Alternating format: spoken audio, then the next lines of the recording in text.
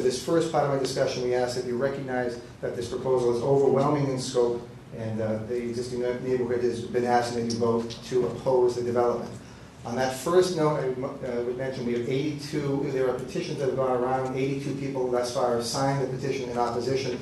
We'd like to enter that as evidence tonight, Mr. Carr, if we can. In front of me. And there probably would be other petitions to come. If I could give this to Mr. Maddox.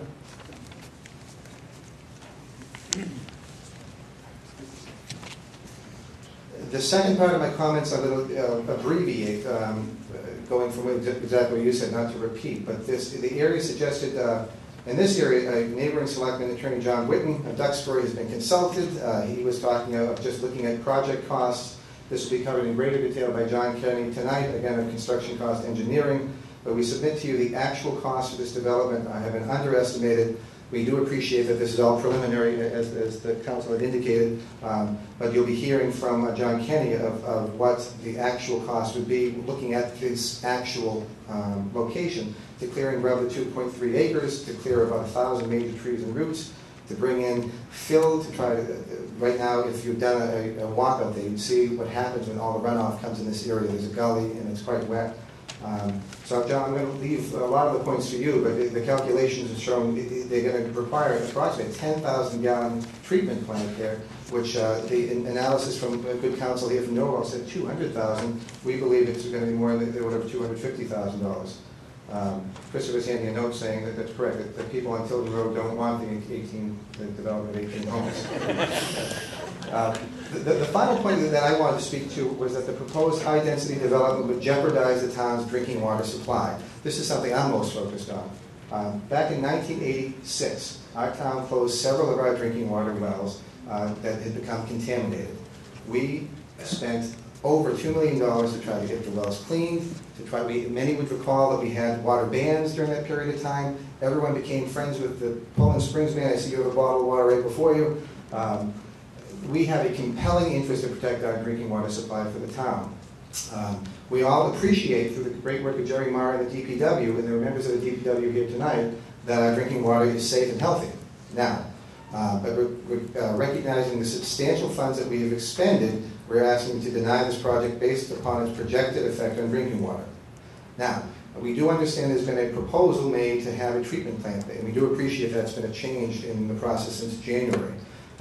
But I would ask this board, in your deliberations, Roger Dashner, the chairman of the planning board, would know better than I about the requirements of our Water Resources Protection Bylaw. I'm just going to summarize them, but I would ask that the experts in this area have this applied to any proposed development here.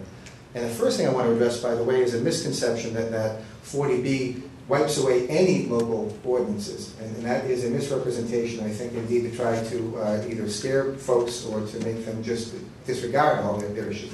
In this regard, and I'm not going to go through Hanover versus the Housing Appeals Committee, but we would say that when it comes to a compelling interest in protecting drinking water, you have the authority to protect our drinking water and make that part of any decision. I don't want to it would go very long, but there are section 4.2.2 of the Water Resources Protection Bylaw require a review fee that would allow the town to hire an expert who can review the wastewater treatment proposal by the developer to make sure that it has accepted design principles and state-of-the-art technology. Section 3.3.7 of these rules and regulations require that the developer amend his proposed plans and show how all stormwater runoff will be accounted for from all buildings, all the parking lots, all impervious surfaces constructed from this proposal. Section 3.3.4 requires that all fill that would come in, and John Kenny will speak to fill. There would be substantial fill. He estimates some 500 trucks would have to bring fill in, that those would have to be tested by a certified lab at the applicant's expense. Section 3.3.6 requires that there be periodic monitoring of this treatment facility. I want to bring to everyone's attention, it was very recent that the town voted down a bark park for dogs in this area. We're not talking about dogs coming in now, we're talking of higher use and a higher nitrogen level. So we just ask that, and Roger knows far better than I, all the other sections, I just wanted to summarize them. After you hear additional testimony tonight of environmental interests, we'd ask that you review to see if the MEPA Act, we heard that tonight that the Mass Housing Starts program would be funding this. I'd say any state action would allow this board to look at MEPA to see if You could require the developer to take all feasible measures to avoid, to minimize, and mitigate any damage to the environment. Others tonight are going to speak of what they see for issues on the environment.